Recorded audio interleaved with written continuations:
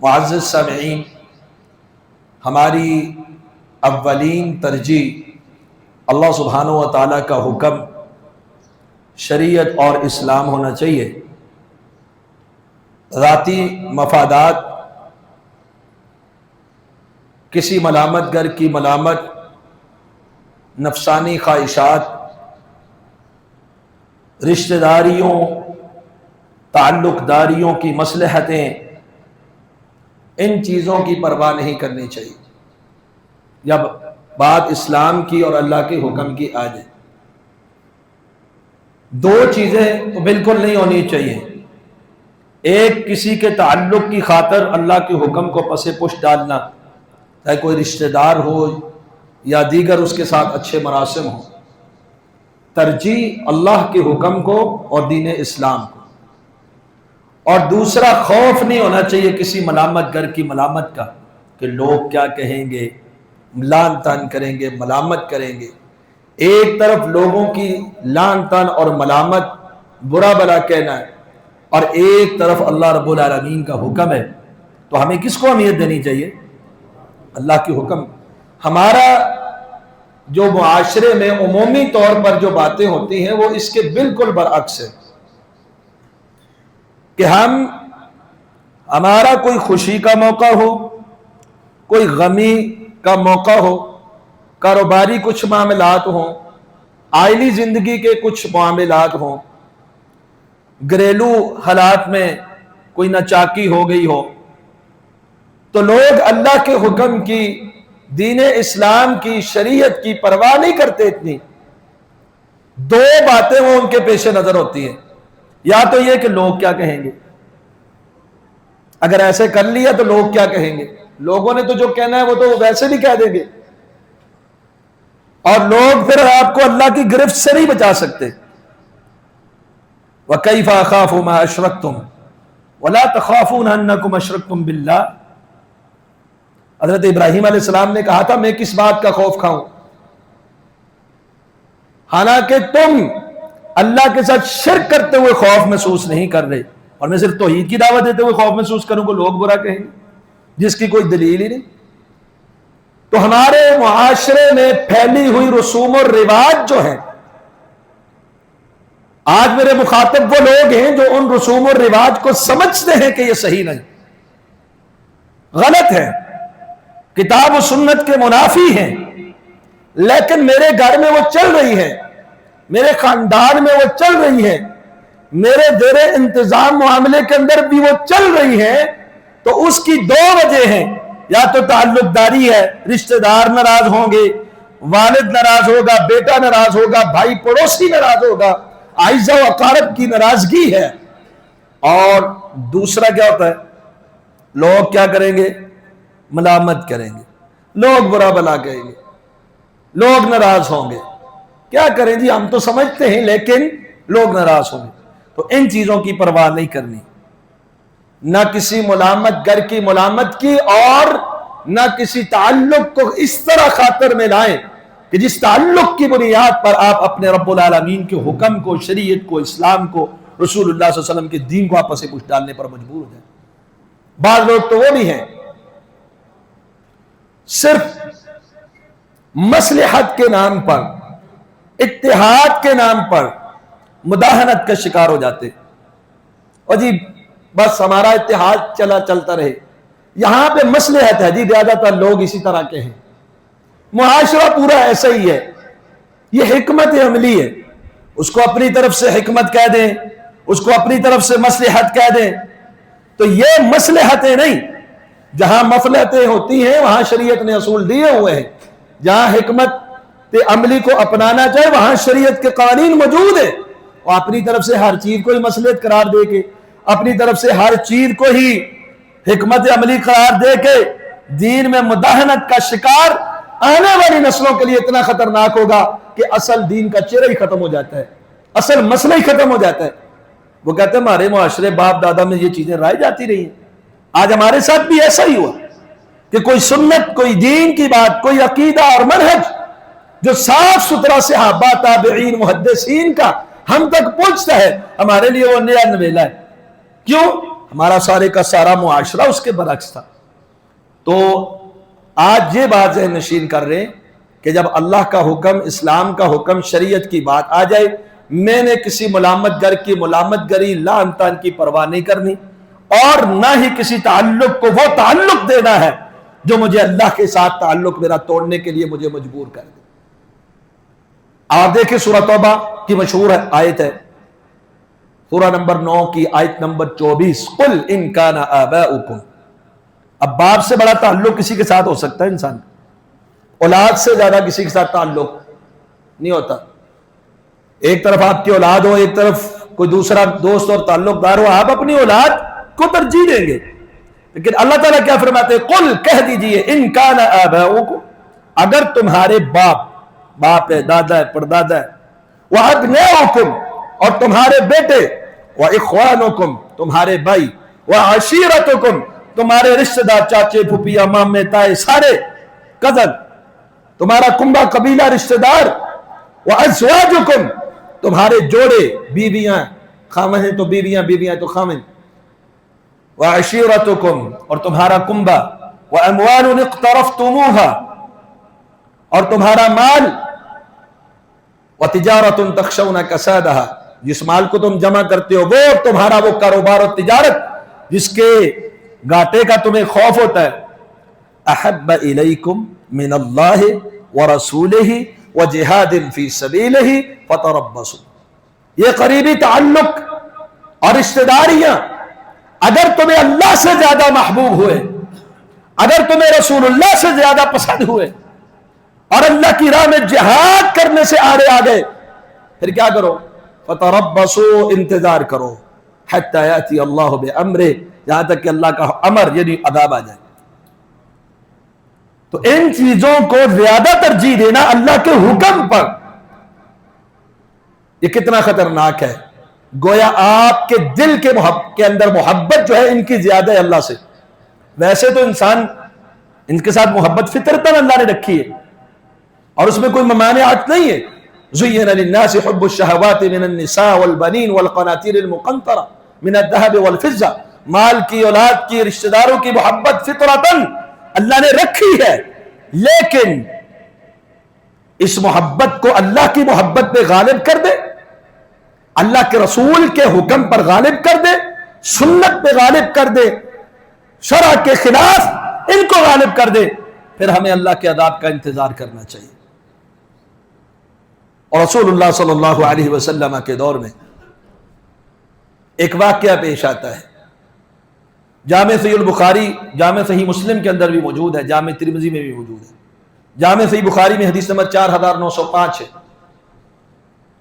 ایک دفعہ ایک مہاجر نے ایک انصاری کو پیچھے سے لات مار دی. اب دونوں کا آپس میں جھگڑا ہو گیا. انصاری نے کہا اے انصاریو آؤ میری مدد کے لیے، اور مہاجرین نے کہا اے مہاجرو آؤ میری مدد کے لیے. انصاری انصاریوں کو بلا رہے ہیں، مہاجر مہاجرین کو بلا رہے ہیں. رسول اللہ صلی اللہ علیہ وسلم نے یہ بات سنی تو کیا ہو گیا اس قوم کو؟ یہ جاہلیت کی پکار رہے ہیں، یعنی اپنے اپنے گروہ کو بلا رہے ہیں. یہ تو جاہلیت کی ایسی پکار ہے جس کے اندر بدبو ہے، جاہلیت کی بدبو ہے. آپ نے ان کو روک دیا. آپ کو یہ معاملہ بتلایا گیا کہ ایک مہاجر نے ایک انصاری کو پیچھے سے لات مار دی ہے، اس لیے یہ معاملہ ہوا ہے. تو معاملہ رفع دفع ہو گیا. تو عبداللہ بن ابی بظاہر اپنے آپ کو مسلمان کہنے والا، لیکن اس کے اندر کفر تھا، نفاق تھا. وہ کہنے لگا لَنُخْرِجَنَّ الْأَعَدُّ مِنْهَا الْأَذَلَّ. سورہ منافقون کے اندر بھی اس کا تذکرہ موجود ہے. اس کا لوڈ کم کر دیں، وہ بار بار ٹرپ کر رہے ہیں، لوڈ کم کر دیں، ایک اے سی بند کر دیں. کہ جو عزت والے ہیں وہ مدینے سے جو ذلیل ہیں ان کو نکال دیں گے معاذ اللہ. یہ عبداللہ بن ابی نے اپنے خود سے باطن کا اظہار کر دیا. اب کیا تھا؟ یہ جملہ اس کا رسول اللہ صلی اللہ علیہ وسلم تک پہنچا. امیر المؤمنین عمر بن خطاب رضی اللہ عنہ نے کہا اللہ کے رسول اجازت دیجئے، اضرب عنقہ، اس کی گردن کو تن سے جدا کر دیتا ہوں. کہ ایسا غلیظ جملہ اس نے استعمال کیا؟ کہا نہیں، لوگ کہیں گے محمد صلی اللہ علیہ وسلم اپنے ساتھیوں کو قتل کرتا ہے، چھوڑ دو، قتل نہیں کرنا۔ اب اس عبداللہ بن ابی کا بیٹا ہے عبداللہ، ان کا نام بھی کیا ہے؟ عبداللہ، اور جامع ترمذی میں اس کی مزید وضاحت ہے، حدیث نمبر 3315۔ عبداللہ نے کہا اپنے باپ کو کہ میں تجھے مدینے میں داخل نہیں ہونے دوں گا حتی تقر انک الذلیل ورسول اللہ صلی اللہ علیہ وسلم العزیز، جب تک تجھے اقرار نہیں کر لیتا کہ رسول اللہ صلی اللہ علیہ وسلم تو عزت والے ہیں اور میں ذلیل ہوں، جب تک تو یہ اقرار نہیں کرے گا تجھے مدینے میں داخل نہیں ہونے دوں۔ پھر اس نے ایسے ہی کیا، یہ اقرار کیا کہ میں ذلیل ہوں اور یہ عزیز ہے، تب بیٹے نے مدینے میں اپنے باپ کو داخل ہونے دیا۔ جہاں بات دینی حیثیت کی آئی، رسول اللہ صلی اللہ علیہ وسلم کی محبت کی آئی، شریعت کی آئی، ایک بیٹا اپنے باپ کے مقابل کھڑا ہو گیا۔ یہ کیا ہے؟ باپ کی محبت کو غالب نہیں ہونے دیا، دین کی محبت کو غالب کرے۔ ایسی بے شمار مثالیں موجود ہیں۔ خود رسول اکرم صلی اللہ علیہ وسلم کی اس حدیث پہ آپ غور کریں کہ ان رشتہ داروں کی اعزہ کی تعلقات کو آپ اللہ کے حکم پر کتنی فوقیت دیتے تھے۔ جامع صحیح البخاری کی مشہور حدیث ہے، حدیث نمبر 3475۔ ایک قبیلے کی عورت نے چوری کر لی، اور جب فیصلہ آ گیا کہ اس کا ہاتھ کاٹا جائے گا، قبیلے کے لوگوں نے سفارشیں کرنی شروع کر دی، حتیٰ کہ اسامہ بن زید رضی اللہ تعالی عنہ کو تیار کیا کہ آپ رسول اللہ صلی اللہ علیہ وسلم کے سامنے سفارش کریں۔ یہ نبی علیہ السلام کے چہیتے ہیں، محبوب ہیں، آپ ان سے بڑی محبت کرتے ہیں۔ انہوں نے آ کے اس عورت کی سفارش کی کہ خاندان کے لوگ ہیں، کہتے ہیں ناک کٹ جائے گی، ہمارے قبیلے کی عورت کا ہاتھ کٹے گا، چور ثابت ہو جائے گی تو بےزتی ہے ہماری، لہذا آپ اس کو معاف کر دیں۔ رسول اللہ صلی اللہ علیہ وسلم نے اسامہ بن زید سے فرمایا اتشفع فی حد من حدود اللہ، اسامہ اللہ کی حدود میں سفارش کرتے ہو؟ اس سے پہلے جو اقوام ہلاک ہوئی ہیں ان کی ہلاکت کا سبب یہ تھا جب ان میں کوئی معزز، کوئی بڑا، کوئی شریف چوری کرتا اسے ترک کر دیتے، چھوڑ دیتے، کوئی غریب عام آدمی چوری کرتا اس پہ حد قائم کر دیتے۔ اور اس کے بعد یہ بات قابل توجہ اور قابل غور ہے کہ رشتہ داریاں ہوں، نسب ہو، خاندان ہو، تعلقات ہو، ہماری اولین ترجیح اللہ کا حکم ہوگا، اسلام ہوگا۔ آپ نے فرمایا لو ان فاطمہ بنت محمد سرقت لقطعت یدہا، یہ تو بنو مخزوم قبیلہ کی عورت ہے، خاندان کی بات آ گئی ہے۔ اگر فاطمہ بنت محمد صلی اللہ علیہ وسلم میری لخت جگر بھی چوری کرتی، آج اس کا ہاتھ کاٹ ڈالتا۔ کیوں؟ پھر میری نظر میں بیٹی نہیں، کوئی اونچا خاندان نہیں، پھر کیا ہوتا کہ اللہ کا یہ حکم ہے، میں اس کا ہاتھ بھی کاٹ ڈالتا۔ تو رسول اللہ صلی اللہ علیہ وسلم نے جہاں ہمیں کیا بات ہم تک پہنچائی ہے کہ جب اللہ کا حکم ہو، دین اسلام کی بات ہو، تو پھر کوئی رشتہ، کوئی تعلق وہ غالب نہیں آنا چاہیے۔ اولین ترجیح ہماری کیا ہونی چاہیے؟ اللہ کا حکم۔ اور صحابہ اکرام رضوان اللہ علیہم اجمعین کی سیرت میں یہ چیزیں بہت ملتی ہیں۔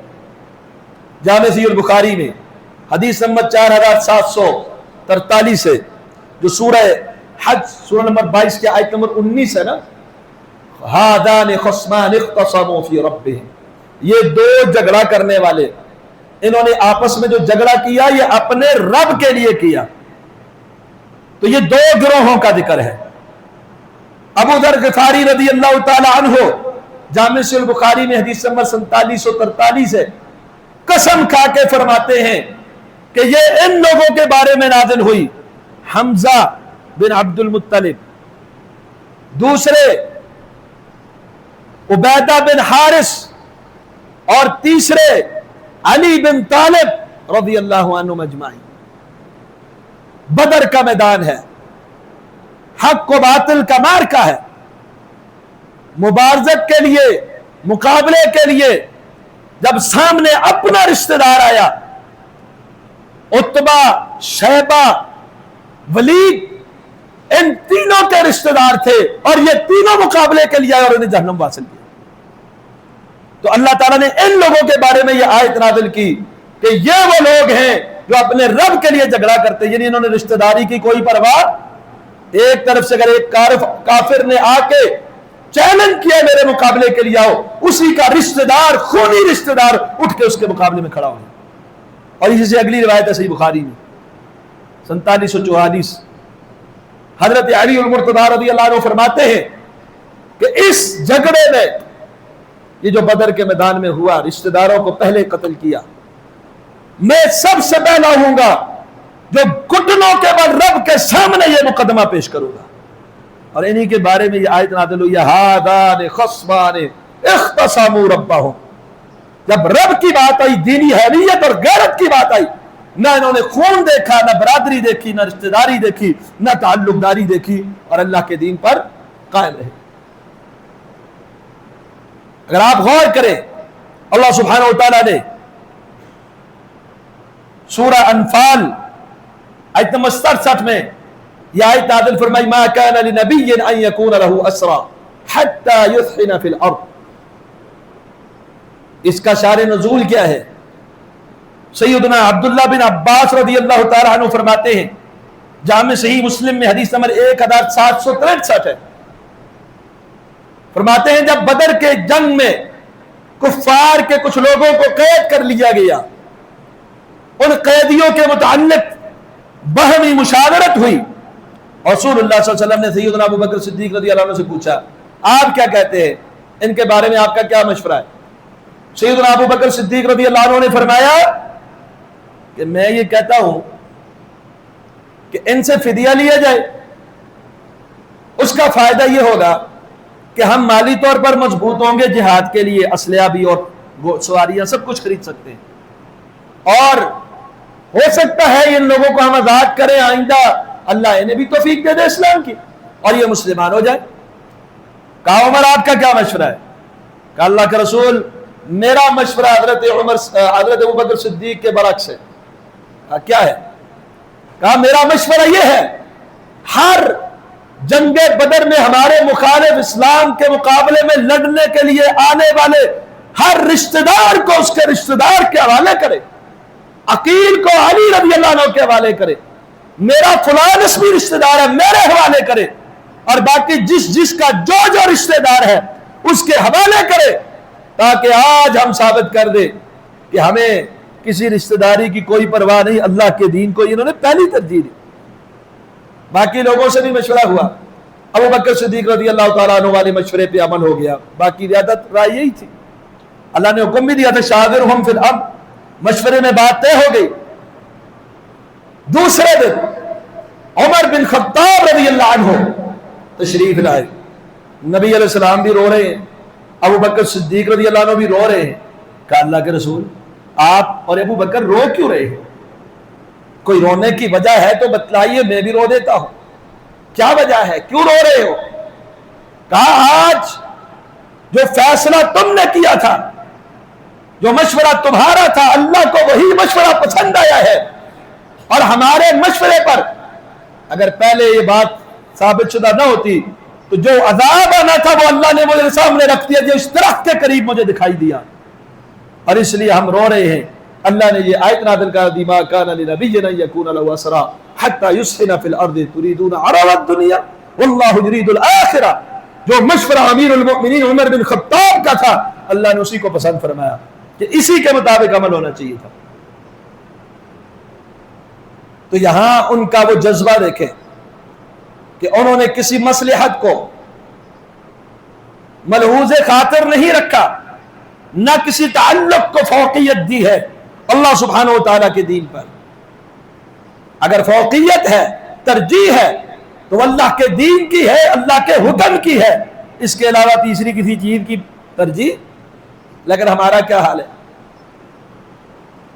ہم معمولی باتوں میں ہمارے رشتہ دار ناراض ہو جائیں گے، ہم اس سنت کو نہیں اپناتے. اپنے فنکشنوں میں لوگ کیا کہیں گے، لوگوں کی باتوں کی پرواہ کرتے ہیں، اللہ کے حکم اور دین اور سنت کو ترجیح نہیں دیتے۔ یہاں انہوں نے رشتہ داریاں قربان کی ہیں اور اللہ کے دین کو ترجیح دی ہے۔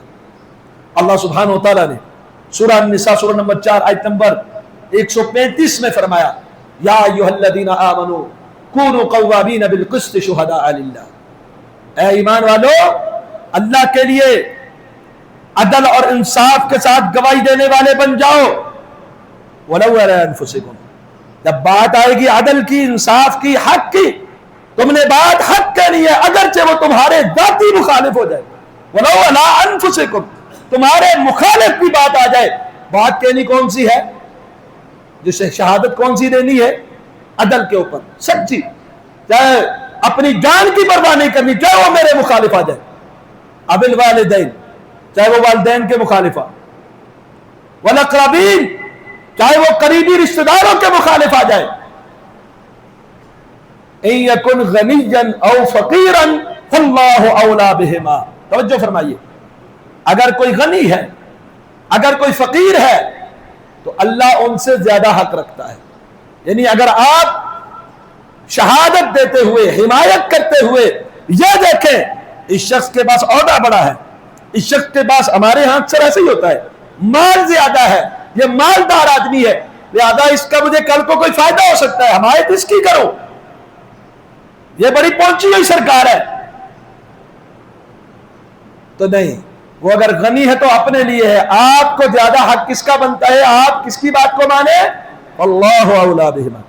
اگر کوئی فقیر ہے، غریب آدمی ہے بیچارہ، یہاں پہ حق کی بات نہ کروں، یہ غریب بیچارہ، اس پہ ترس کھاتا ہوں، جذبات میں بہہ کے نہ حق بات کرنے کی اور جھوٹی گواہی دینے کی بھی اجازت نہیں ہے، نہ کسی غریب کی غربت کی پرواہ کرنی ہے، نہ کسی امیر کے مال کی پرواہ کرنی ہے، یہاں پر آ کر اگر آپ نے پرواہ کرنی ہے اللہ اولی بہما، کس چیز کی پرواہ کرنی ہے؟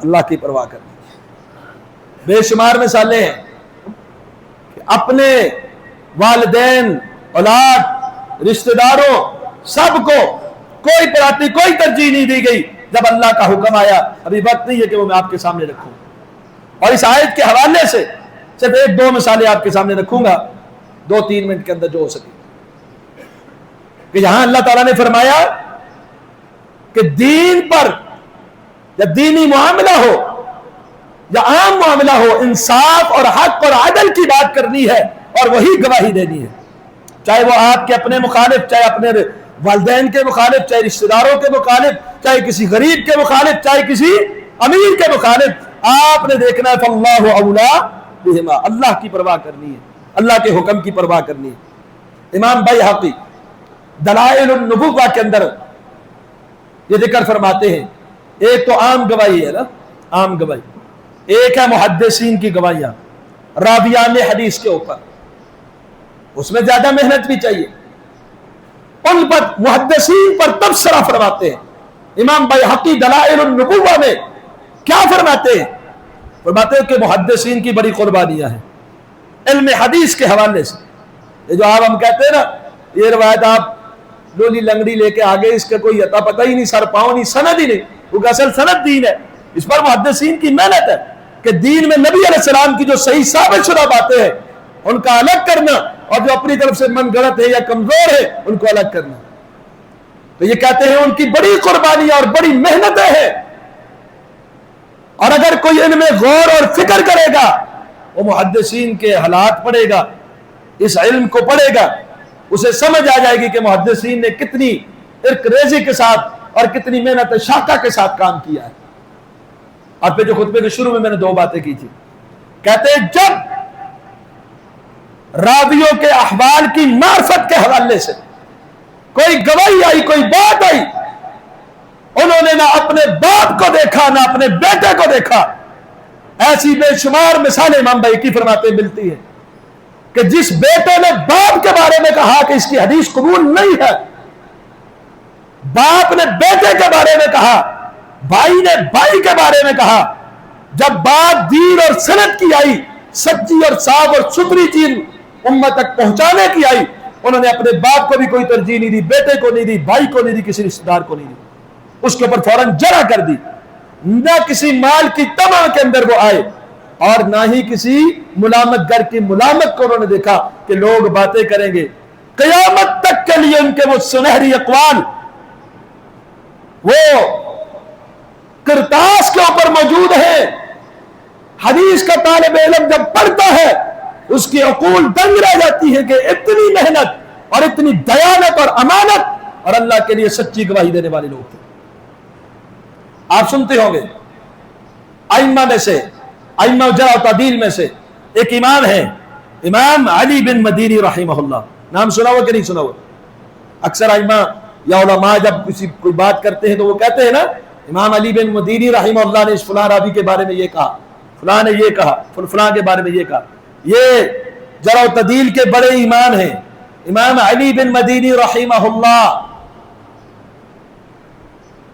امام ذہبی میزان الاعتدال میں اور دیگر بھی تراجم و طبقات کی کتابوں کے اندر موجود ہے کہ امام علی بن مدینی کے والد ہیں عبداللہ بن جعفر۔ ان سے جب سوال ہوا امام علی بن مدینی رحمہ اللہ سے کہ آپ عبداللہ بن جعفر کے بارے میں کیا کہتے ہیں؟ عبداللہ بن جعفر کون تھا؟ علی بن مدینی کا والد صاحب۔ پوچھنے والے نے پوچھا ان کے بارے میں کیا کہتے ہیں؟ کہا ہوا ضعیف، وہ ضعیف ہے، اس کی روایت قبول نہیں ہے۔ باپ کے بارے میں کہہ رہے۔ یہاں ہندوؤں کی کوئی رسم ہوگی، عیسائیوں کا کوئی مشغلہ ہوگا، یا کوئی اور جاہلیت کے کاموں میں سے کوئی کام ہوگا، ہمارے لوگوں کی زبان پہ وہی پرانا جو کفار کی اقوام نبیوں کے سامنے پیش کرتی آئی ہے، وجدنا علیہ آبانا، یہ جملہ ہوتا ہے، اور نہیں میرے باپ دادا یوں ہی کرتے تھے، میرے باپ دادا ہی ایسے کرتے آئے ہیں۔ اور جب علم اور تحقیق کی بات ہوتی ہے وہاں معیار باپ اور دادا نہیں حق اور سچ کی ہوتی ہے۔ یہاں وہ کہہ دیتے ہیں میرا باپ ہے، یہاں ہم کہتے ہیں نا، ہم نہیں کہتے باپ دادا ساری زندگی یہ کرتے آئے، ہم بھی کریں گے۔ کیا حدیث سے ثابت ہے، قرآن سے ثابت ہے، سنت سے ثابت ہے؟ جواب کیا ہوتا ہے جی پتہ نہیں جی، قرآن حدیث سے ثابت ہے نہیں، صحابہ کا ثابت ہے نہیں پتا، پھر کیوں کرتے ہو؟ باپ دادا ایسا کرتے ہیں۔ اور یہاں سوال ہوا حدیث کی روایت لینے کے حوالے سے عبداللہ بن جعفر کے بارے میں آپ کیا فرماتے ہیں؟ کہا وہ دین، یہ دین کا معاملہ ہے، ابھی ضعیف، میرا باپ ضعیف ہے، اس کی روایت کو قبول نہیں کیا جائے گا۔ جس روایت کی جس راویوں میں عبداللہ بن جعفر آئے گا، بیٹا کہہ رہا ہے کہ وہ روایت قبول نہیں، کیونکہ وہ سندن کیا ہے، اس کے اندر وہ شرائط نہیں پائی جاتی، وہ ضعیف ہے۔